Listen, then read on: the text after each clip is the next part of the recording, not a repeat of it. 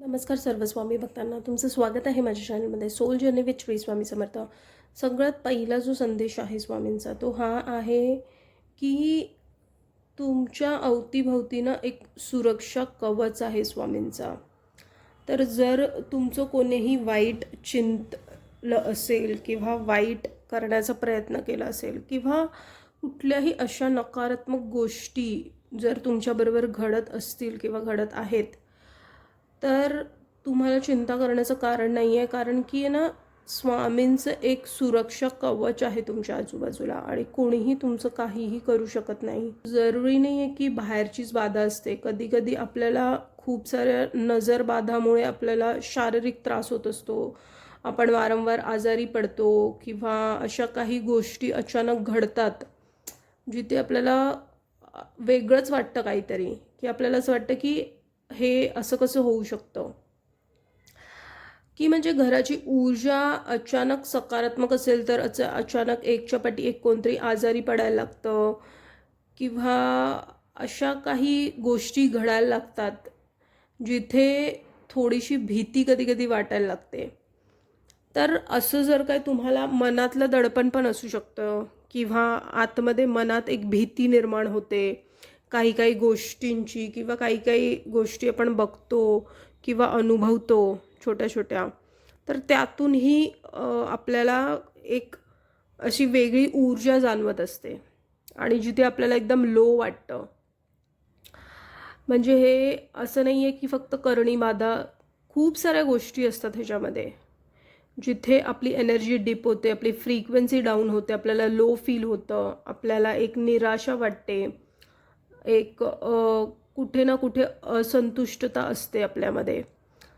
तर जर तुम्हाला तसं काही वाटत असेल किंवा तुमचं डोकं जर जड होतं किंवा हातपाय दुखायला लागतात किंवा कधी कधी खूपच तुम्हाला थकवा जाणवतो, काही करायचं मन नाही करत, तर जर तुम्हाला असं सगळ्या गोष्टी जाणवत असतील किंवा तुम्हाला शारीरिक पीडा जर तुम्हाला जास्ती जाणवत असेल, तर घाबरण्याचं काहीच कारण नाही आहे. कारण की तुमच्या आजूबाजूला एक सुरक्षा कवच आहे आणि तुम्ही नेहमी स्वामींच्या प्रोटेक्शनमध्ये आहात.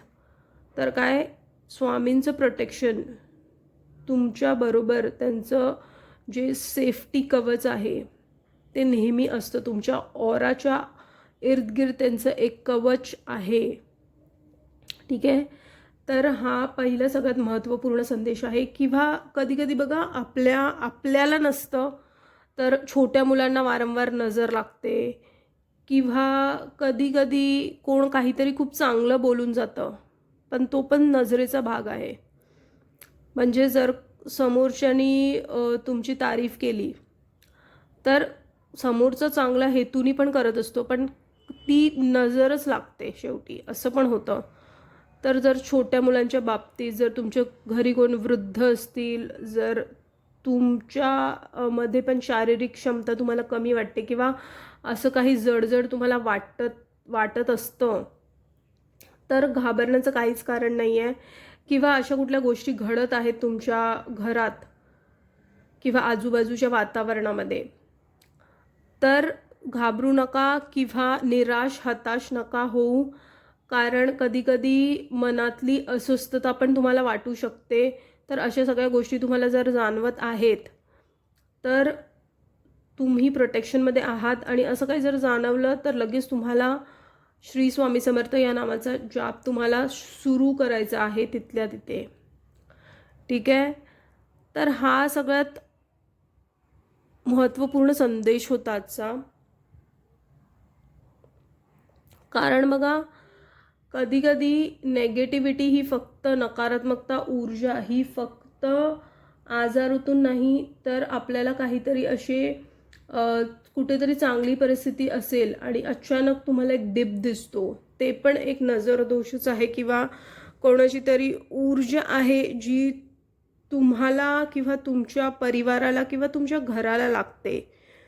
तर अशा जर काही गोष्टी घडत आहेत, तर तुम्हाला तारक मंत्र हे सुद्धा तुमच्या घरी किंवा तुम्ही सगळ्यांनी म्हणायचं आहे आणि तुम्हाला ग्लासभर पाणी ठेवायचं आहे आणि ते पाणी तारक मंत्र म्हणल्यानंतर ते पाणी पूर्ण घरात शिंपडायचं आहे. त्याने काय होतं, तुमचे घराचं वास्तूचं शुद्धीकरण होतं त्याने.